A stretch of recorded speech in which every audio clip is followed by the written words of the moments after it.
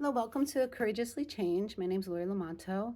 Today's topic is going to be on trauma responses in relationships. And not all trauma responses show up as panic attacks or a blow up or some sort of emotional dysregulation or meltdown.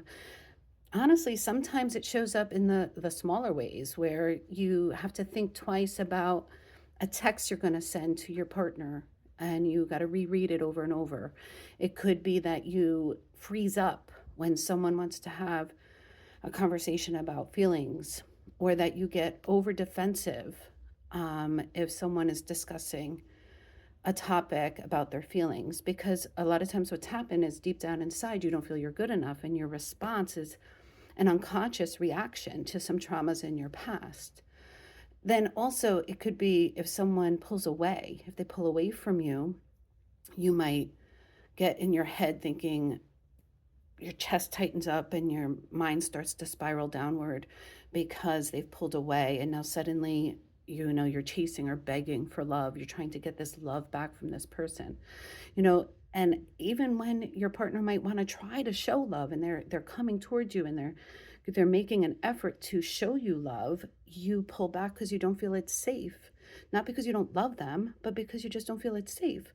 So it's deeply rooted inside of our unconscious of, I don't feel safe, and I don't know how to talk. I don't know how to express even when I'm angry, or express when I'm sad. I freeze up because I don't know how to go forward in trying to communicate my feelings, even if we're not fighting. You just feel like you just can't do it. You don't know how to attempt that, and it's almost like you're living in the past with something, that you're acting like a child again in that underdeveloped area. It's like a phantom pain where you didn't actually go back to that childhood pain and deal with it.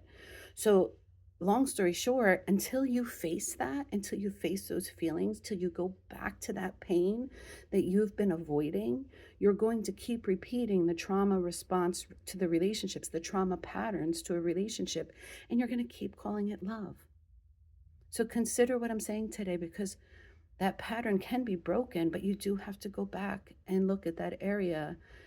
And again, it's not blow-ups. It's not these extreme emotionals. It's these little patterns that you might recognize, and somehow you're still calling it love, but none of the love in the relationship stay. And it's unconsciously something you have to do. You have to go in that area. So I'm offering, more on this later on other YouTubes, but I'm also thinking that it's important that you also go and be reflective. Where did you stunt your growth on your trauma responses, and how to go back there? Thank you. Have a good day.